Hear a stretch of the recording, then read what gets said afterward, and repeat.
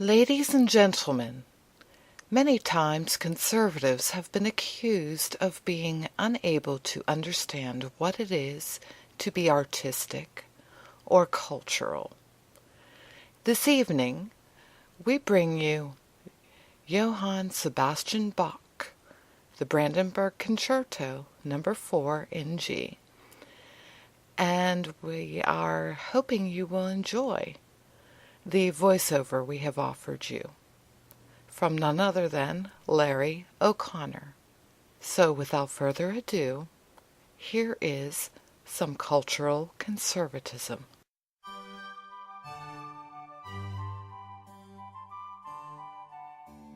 If he doesn't have to resign for illegally sending guns down to Mexico that got a border agent killed, he's never going to resign. For God's sake. He could be dressed as Monica Lewinsky under Bill Clinton's desk and he won't resign.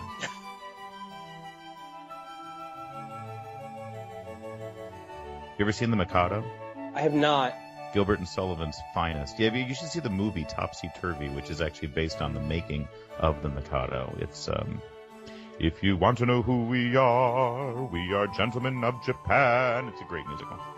Anyway, check it out. It's a bunch of white people dressed up like Japanese, so it's offensive as well. So you got to like. Oh, okay.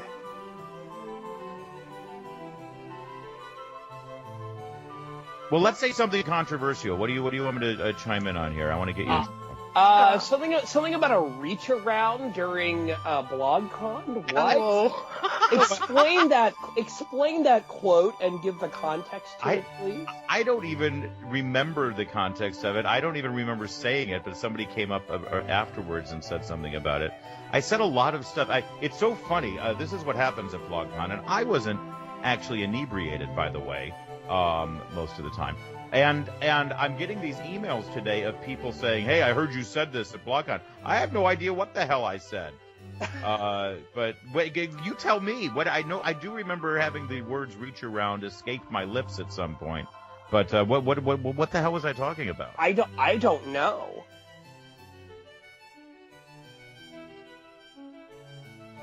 You know, when was the last time the Eric Holder Department of Justice did anything because of pressure from House Republicans? If they actually did something based on pressure from House Republicans, then we'd actually know who gave the authorization for the Fast and Furious debacle. But that being said, I love all the moral outrage from the press about this thing because finally one of their own, the Associated Press, was affected by it. But, you know, we've got two other major scandals here. The Benghazi story, of course, which continues to bubble up and will continue to grow and grow, and the IRS bullying and intimidation to conservative and Tea Party grassroots groups. Both of those things happened well before the election.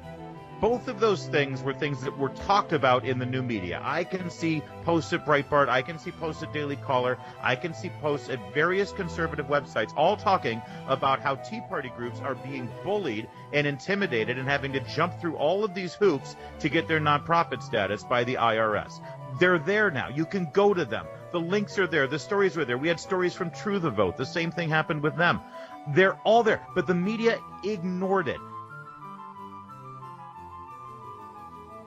Mitt Romney and John McCain, in the long run, wanted one goal at the end, which is a very different goal than your successful Democratic national candidates like Barack Obama and Bill Clinton. You see, at the end of their campaigns, Clinton's and Obama's, they wanted to be president. They didn't care that was their only goal. At the end of the day, make sure that night I'm the one giving the happy speech. All right, that was their goal. Romney and McCain, they had a different goal. They wanted to make sure that they were well-respected, decent, and could look themselves in the mirror the next morning. Okay, well, you know what? Obama can figure out a way to look himself in the mirror because he's president.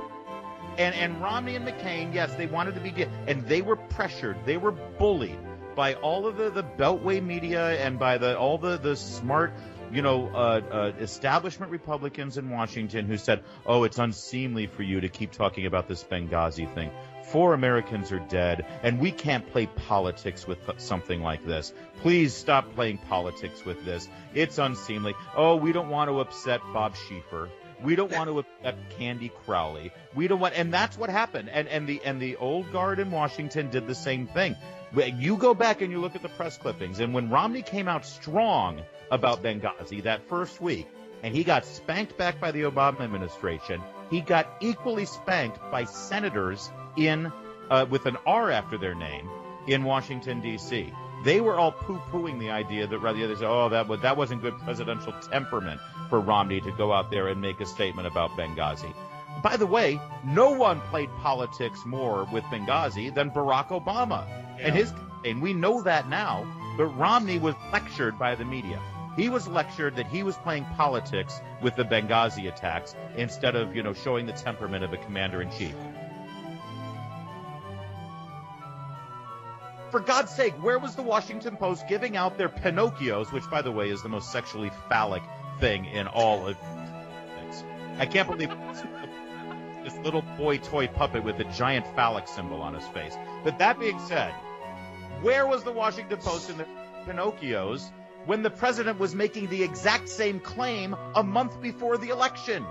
You heard nothing from... He's not saying anything new today than he was saying in October of 2012. The difference is, back then, the press had a very, very clear goal in mind. Make sure Barack Obama gets reelected. Now, it's not as important. So, yay, we get our Pinocchios. By the way, Elizabeth, when was the last time you had 4 Pinocchios? You know what I'm saying? No comment. No. And, Taylor, we know you can't handle 4 Pinocchios, so... You know what? It means nothing, but it sounds dirty, and that's the important thing. Yes. Yes. I try to avoid being a Pinocchio, okay? I'm just going to put it that way. Ouch. Yeah, we'll avoid that altogether. Yeah. He's the smartest, most intelligent, most capable president we've ever had, but he never knows anything. Yeah. Whenever anything comes up, I have no idea. When he actually did make a comment about this, though, does it bother you that he uses the word outrageous a lot? Have you noticed this?